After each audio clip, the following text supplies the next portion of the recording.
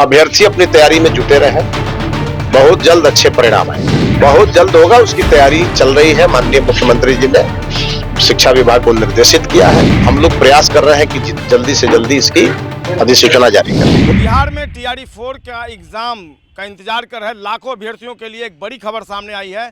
बिहार के शिक्षा मंत्री मिथिलेश तिवारी ने दरभंगा रवाना होने के पहले अभी से थोड़ी देर पहले पटना में मीडिया कर्मियों से बातचीत की है और उन्होंने कहा है, गुड न्यूज़ दिया। उन्होंने कहा कि टीआरई 4 की वैकेंसी बहुत जल्द आ रही है और इस मामले में सबसे बड़ी खबर यही है कि अब मुख्यमंत्री सम्राट चौधरी ने खुद इस मामले में पहल कर दी है। टीआरई 4 पर क्या एक अंतिम आश्वासन है?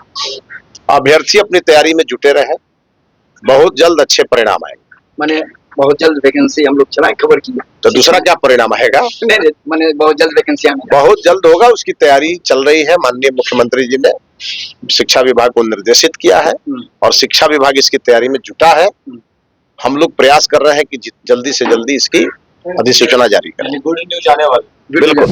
तो मिथिलेश तिवारी जो शिक्षा मंत्री हैं, उनके इस बयान को केवल एक समान राजनीतिक प्रतिक्रिया नहीं मानना चाहिए, बल्कि आने वाले समय की बड़ी प्रशासनिक और राजनीतिक दिशा का संकेत माना जा रहा है।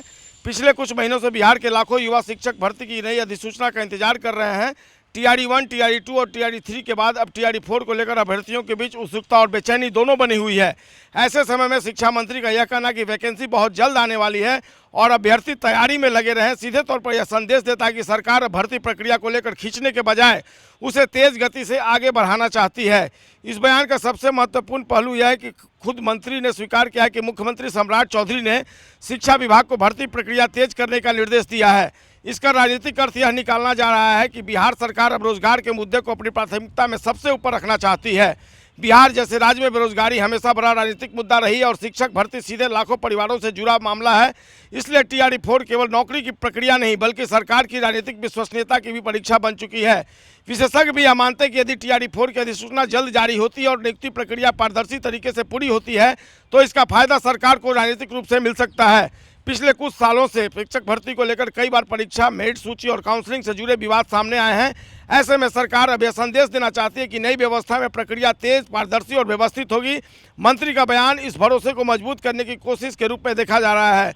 दूसरी तरफ जो बयानबाजी और आक्रामकता विपक्ष की तरफ से, खासकर तेजस्वी यादव की तरफ से दिखाई जा रही थी, ऐसे में शिक्षा मंत्री ने उन्हें बुद्धिहीन नेता प्रतिपक्ष तक कह डाला है। इसे साफ संकेत है कि शिक्षक भर्ती अब केवल प्रशासनिक मुद्दा नहीं रह गया बल्कि यह सत्ता और विपक्ष के बीच बड़ा राजनीतिक हथियार बन चुका है। तो निश्चित तौर पर यह एक बड़ी खबर है और कशिश न्यूज़ ने अभ्यर्थियों को इस बात की जानकारी देना जरूरी समझा है। कैमरा पर्सन प्रदीप के साथ संजय कुमार, कशिश न्यूज़, पटना।